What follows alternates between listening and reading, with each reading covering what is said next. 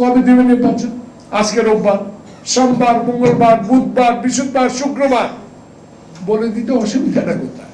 আমার নেতা তারেক রহমানের 16 বছরের সাংগঠনিক শক্তি, বুদ্ধিমত্তা দিয়ে আমরা জুলাইয়ের এই আন্দোলনকে সমর্থনে বা এগিয়ে নিতে পেরেছি। সে নেতা তারেক রহমান। মির্জা ফখরুল ইসলাম, আব্বাস গয়েশ্বর, আমির খসরু, বাবু গয়েশ্বরচন্দ্র রায় সবাই যদি চিৎকার দিয়ে আমাদেরকে বলে যে এখন চুপ করে থাকো, আমরা চুপ করে থাকবো না, কারণ নির্বাচনের জন্য আমরা মাঠে নামবই। যদি সময় আপনার কাছে এমপি হতে চাই না, আপনার কাছে ধন দৌলতও চাই না, আপনার কাছে ঠিকাদারিও চাই না, আপনার কাছে লুটের টাকার ভাগও চাই না।